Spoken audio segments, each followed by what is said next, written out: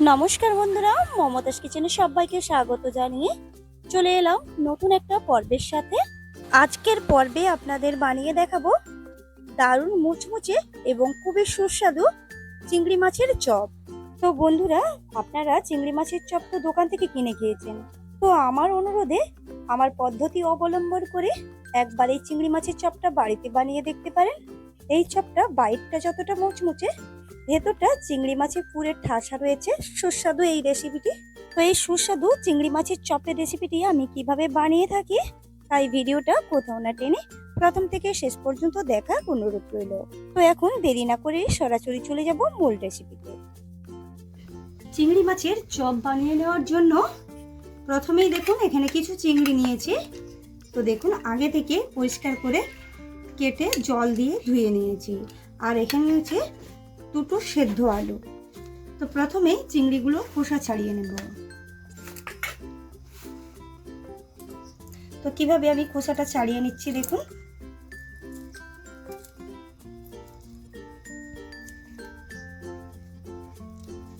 তো দেখুন লেজের কিছুটা অংশ রেখে দিয়ে আমি চিংড়ি মাছের খোসা ছাড়িয়ে নিয়েছি, আর মাথার অংশটাও আমি ছাড়িয়ে নিচ্ছি।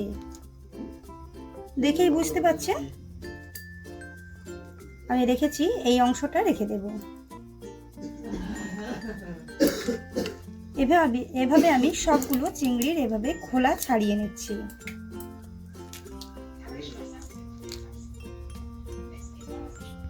চিংড়ির আমি খোলস ছাড়িয়ে নিয়েছি কিছুটা করে অংশ রেখে। তো এখন এই চিংড়িগুলো আমি ছোট ছোট করে কেটে নেব।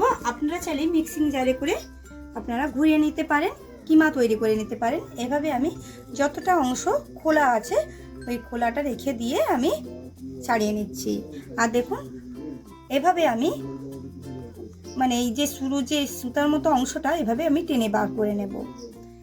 এটা কিন্তু নেওয়া যাবে না, সাইডে রেখে দিচ্ছি। ঠিক একইভাবে আবারও একটা চিংড়ি নিয়ে খোলাটা ছাড়িয়ে নিচ্ছি। খুব সহজে কিন্তু বেরিয়ে আসবে। এই যে দেখুন, আপনারা চাইলে কাঠি দিয়েও এই কাজটা করে নিতে পারেন।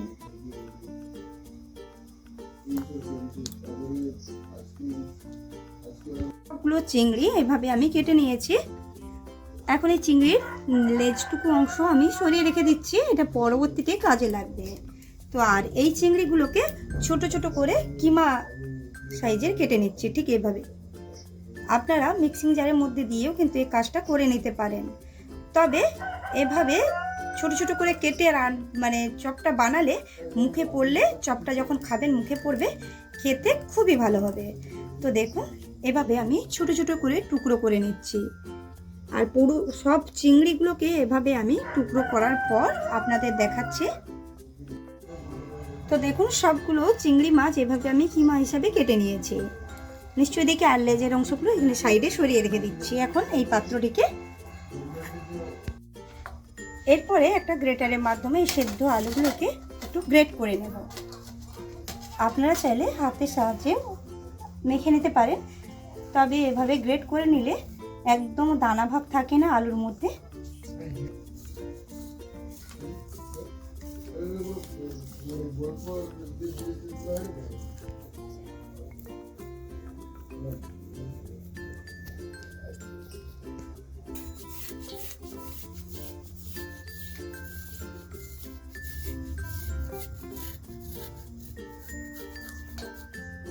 দেখুন সবটুকু আলু গ্রেট করে নিয়েছি, এখন সাইডে সরিয়ে রেখে দিচ্ছি। এরপরে এই মশলাগুলোকে ভেজে নেব। স্পেশাল মশলা, যার মধ্যে রয়েছে 4টি শুকনো লঙ্কা, 10 থেকে 12টা গোটা কালো গোলমরিচ, আর 1 চামচ রয়েছে জিরে, আর রয়েছে গরম মশলা, যার মধ্যে রয়েছে এলাচ, দারচিনি, লবঙ্গ। এখন এসব উপকরণগুলো শুকনো খোলায় নেড়ে চেড়ে একটু ভেজে নেব। দেখুন গ্যাসের আঁচটাকে কম রেখে মশলাগুলোকে খুব ভালোভাবে ভেজে নিয়েছি। একদম কিন্তু পুড়ে যাওয়া যাবে না। ঠিক এই পর্যায়ে আমি মশলাগুলোকে তুলে নিচ্ছি। তুলে আমি শিলপাটাতে গুঁড়ো করে নিয়ে ফিরে আসবো। তো দেখুন বন্ধুরা, মশলাগুলো একটু দানাদার রেখে গুঁড়ো করে নিয়ে ফিরে এলাম। এখন এটাকে সাইডে সরিয়ে রেখে দিচ্ছি। পুরটা বানিয়ে নেওয়ার জন্য আবারও কড়াটা বসিয়ে দিয়েছি। এখন দিয়ে দিচ্ছি কিছুটা পরিমাণ সাদা তেল। আপনারা যে কোনো তেলে এই পুরটা বানিয়ে নিতে পারেন। গরম করে নিয়েছি। এখন দিয়ে দিচ্ছি দুটো কুচিয়ে রাখা, একদম ছোট ছোট করে কুচিয়ে রাখা পেঁয়াজ।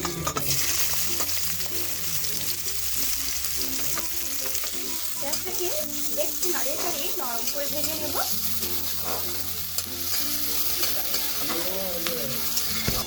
তো দেখুন পেঁয়াজটাকে একটু লালচে কালার করে ভেজে নিয়েছি, একদম নরম করে। ঠিক এই পর্যায়ে দিয়ে দিচ্ছি আগে থেকে গ্রেট করে রাখা আদা ও রসুন।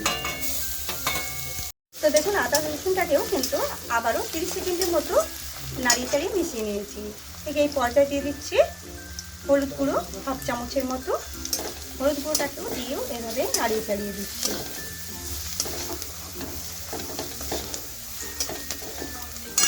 খুব ভালোভাবে মিশিয়ে নিয়েছি।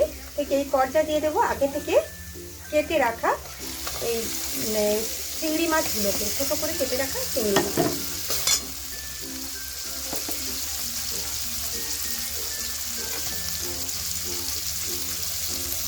দিয়ে দেবো কিছুটা পরিমাণ লবণ। এখন খুব ভালোভাবে আবারও মশলার সাথে খুব ভালোভাবে কষিয়ে নেব। আবারও দেখুন খুব ভালোভাবে নাড়িয়ে চাড়িয়ে চিংড়ি মাছগুলোকে প্রায় 1 মিনিটের মতো ভেজে নিয়েছি। তো দেখুন চিংড়ি মাছের কিমাগুলো দেখেই বোঝা যাচ্ছে না যে এটা চিংড়ি মাছের কিমা। এখন দিয়ে দেবো আগে থেকে গ্রেট করে রাখা আলু।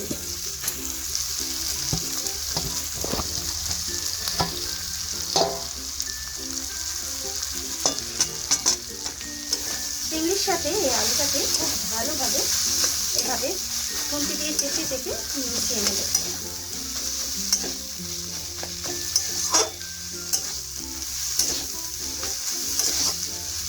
তো দেখুন বন্ধুরা আলুটাকে চিংড়ির সাথে খুব ভালোভাবে মিশিয়ে নিয়েছি।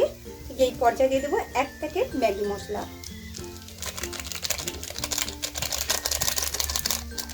অনুযায়ী লবণ, যেহেতু আলু দিয়েছিলাম তার জন্য লবণটা দিলাম।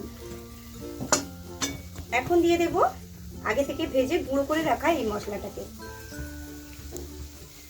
এখন খুব ভালোভাবে আলুর সাথে খুব ভালোভাবে মিশিয়ে নিচ্ছি। এই সময় কিন্তু গ্যাসের আঁচটাকে কোনোভাবে বাড়ানো যাবে না, লো টু মিডিয়াম রেখে এই আলুর পুরটাকে বানিয়ে নিতে হবে।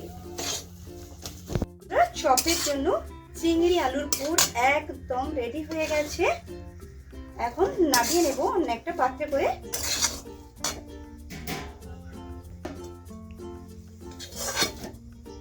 একটু ঠান্ডা করে নিচ্ছি, এরপরে ঠান্ডা হওয়ার পর আমি চপের শেপ দিয়ে নেব। তো দেখুন যতক্ষণ চিংড়ি আলুর পুরটা ঠান্ডা হচ্ছে ততক্ষণ একটা ময়দা এবং কর্নফ্লাওয়ারের ঘোল তৈরি করে নেব। তার জন্য নিয়েছি 1 চামচ ময়দা, 1 চামচ থেকে 1.5 চামচ নেব ময়দা, আর 1 চামচ দিয়ে দেবো কর্নফ্লাওয়ার।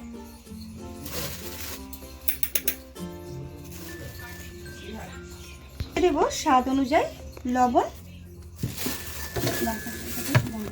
সামান্য দিয়ে দিচ্ছি লঙ্কার গুঁড়ো।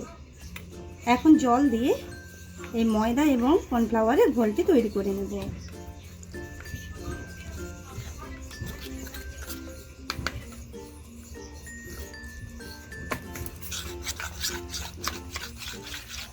তো দেখুন ময়দা এবং কর্নফ্লাওয়ার ঘোলটি তৈরি করে নিয়েছি। এখন এটাকে সাইডে সরিয়ে রেখে দিচ্ছি।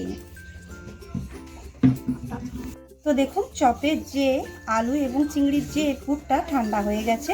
ঠিক এই পর্যায়ে আমি চপের শেপগুলো দিয়ে নিচ্ছি। তো দেখুন 8টা পরিমাণ করব।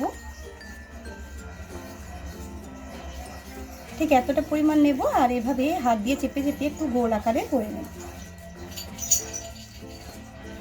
তো দেখুন গোল আকারে করে নিয়েছি। আমি এই পাত্রে করে এখন রেখে দিচ্ছি। ঠিক একইভাবে আমি আরও 7টা বানিয়ে নেব। তো দেখুন 8টি আমি চপের আকার দিয়ে নিয়েছি। এখন দেখুন যে ঘোলটি তৈরি করে রেখেছিলাম ওই ঘোলটিকে আবারও একবার হাত দিয়ে মানে চামচ দিয়ে গুলিয়ে নিচ্ছি। এখানে দেখুন আমি টোস্ট বিস্কুটের গুঁড়ো করে নিয়েছি।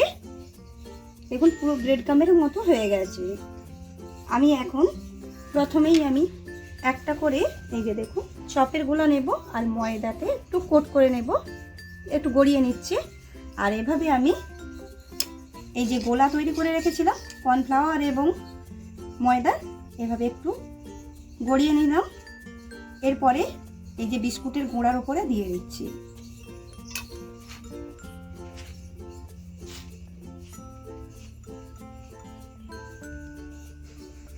একবার মিশিয়ে নিয়েছি, এরপরে আরও একবার গোলাতে দিয়ে দিচ্ছি। ডবল কোট করলে খেতে আরও বেশি মুচমুচে হয়, একবারে বেশি দুবার যদি কোট করেন। তো দেখুন আমি খুব ভালোভাবে আবারও ব্যাটারের সঙ্গে মিশিয়ে নিয়েছি, এরপরে আবারও দিয়ে দিলাম। তো এইভাবে আবারও একবার মিশিয়ে নিচ্ছি।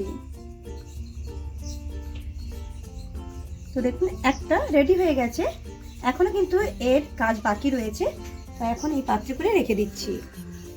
তো একইভাবে আবারও একটা বানিয়ে দেখিয়ে দিচ্ছি। ময়দাতে গড়িয়ে নিলাম, এরপরে মিশ্রণের মধ্যে দিয়ে দিলাম। তো এইভাবে একটু গড়িয়ে নিচ্ছি।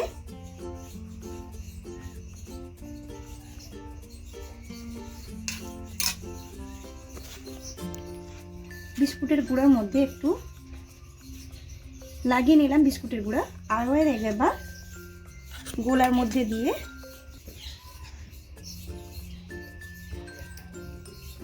আবারও বিস্কুটের গুঁড়ার মধ্যে দিয়ে দিচ্ছি।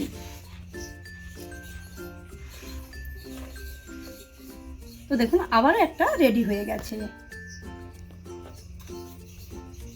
এভাবে আমি সবগুলো রেডি করে নেব।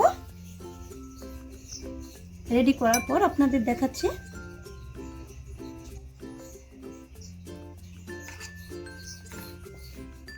সবগুলো আমি রেডি করে নিয়েছি, নিশ্চয়ই দেখেই বুঝতে পারছেন।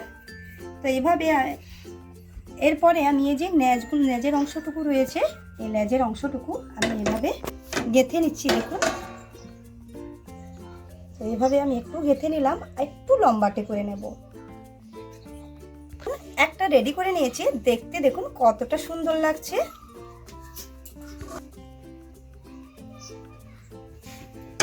একইভাবে আবারও একটা রেডি করে নেব, একই রকম ভাবে। তো দেখুন আবারও একটা মাছ বরাবর লেজটাকে ঢুকিয়ে দিয়েছি, আর এভাবে একটু চেপে চেপে একটু লম্বাটে করে দিচ্ছি। এতে কি হবে, দেখতে খুবই ভালো হবে।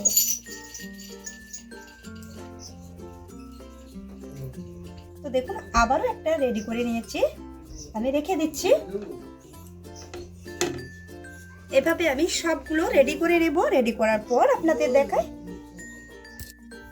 তো দেখুন সবগুলো আমি রেডি করে নিয়েছি, এখন এই চপগুলোকে ভেজে নেওয়ার পালা। এই চপগুলো এখনই দেখুন রেডি হওয়ার পর দেখতে দেখুন কত সুন্দর লাগছে। এই চপগুলো ভাজার পরেও কিন্তু আরো সুন্দর লাগবে। তো চলুন এখন ভেজে নেওয়া যাক। চপটাকে ভেজে নেওয়ার জন্য বেশ কিছুটা পরিমাণ সাদা তেল কড়ার মধ্যে দিয়ে দেব। অনেকটা পরিমাণ তেল দিয়ে আমি গরম করে নিয়েছি। আর এই চপগুলো ভাজতে কিন্তু বেশি পরিমাণ তেল দরকার হয়, কেননা এই চপগুলোকে ডুবো তেলে ভাজতে হয়। তো বেশ ভালোভাবে গরম করে নিয়েছি, এখন চপগুলো একে একে ছেড়ে দিচ্ছি। হাই হিটে গরম করে নিয়েছি তেলটাকে। তো এভাবে আস্তে আস্তে করে বসিয়ে দিচ্ছি।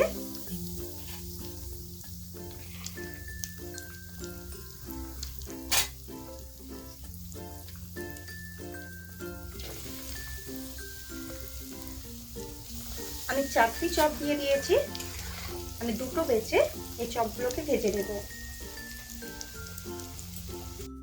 চপগুলো উঠছে আর এভাবে আমি উপর দিয়ে একটু তেলটাকে ছিটিয়ে ছিটিয়ে দিচ্ছি।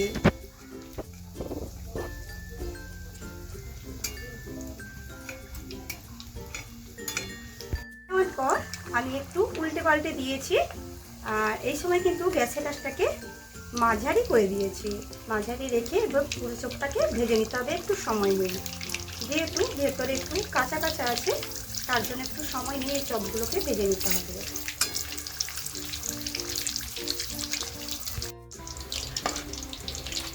সবগুলো আবারও কিছুক্ষণ সময় ধরে একটু ভেজে নেওয়ার পর আবারও উল্টে দিচ্ছি অপর পিঠ।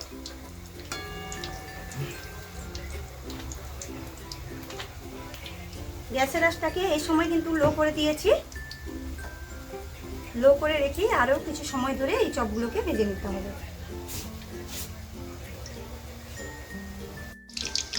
তো দেখুন চপগুলো কিন্তু এখন ভাজা হয়ে গেছে, এখন তেল ঝরিয়ে তুলে নিচ্ছি। তো দেখুন চপগুলো দেখতে দেখুন কতটা লোভনীয় লাগছে।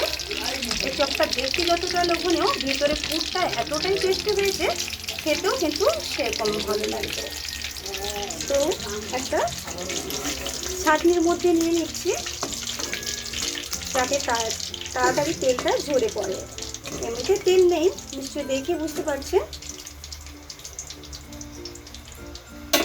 তো এভাবে আমি বাকি যে চপগুলো রয়েছে এগুলোকে আমি ভেজে নেব।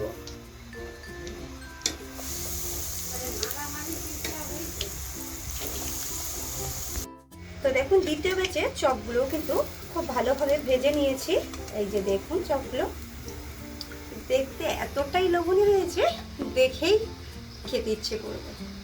তো বন্ধুরা, আজকের এই চপের রেসিপিটি যদি আপনাদের ভালো লাগে একটা লাইক করতে কিন্তু ভুলবেন না, আর নতুন বন্ধুদের মধ্যে শেয়ার করে দেবেন। আর যে বন্ধু এসে আমার চ্যানেলের নতুন এই ভিডিওটি দেখছেন, প্লিজ আমার চ্যানেলটিকে সাবস্ক্রাইব করে পাশে থাকা বেলটি প্রেস করে অল করে রাখবেন, এরকম নিত্য নতুন ভিডিও পেতে। তো দেখুন সবগুলো চপ নামিয়ে নিয়েছি, এখন একটা পাত্রে করে সাজিয়ে নিয়ে ফিরে আসছি। তো দেখুন বন্ধুরা, একটা প্লেটের মধ্যে আমি সাজিয়ে নিয়ে ফিরে এলাম। আর কতটা মচমচে হয়েছে আর ভেতরটা কেমন হয়েছে আপনাদের দেখাই। দেখুন নিশ্চয়ই আওয়াজ শুনে বুঝতে পারছেন। তো এখন আপনাদের ভেঙে দেখাচ্ছি ভেতরটা কতটা মুচমুচে হয়েছে। ভেতরটা দেখুন একদম পুরে ঠাসা রয়েছে। বন্ধুরা কি বলবো, অসাধারণ হয় খেতে। আপনারা চিংড়ি মাছ হলে এভাবে একবার চপ বানিয়ে দেখতে পারেন, খেতে অসম্ভব সুন্দর হয়, দারুণ টেস্টের একটা রেসিপি। তো আজ এই পর্যন্ত, দেখা হচ্ছে নতুন কোনো ভিডিওর সাথে। নমস্কার।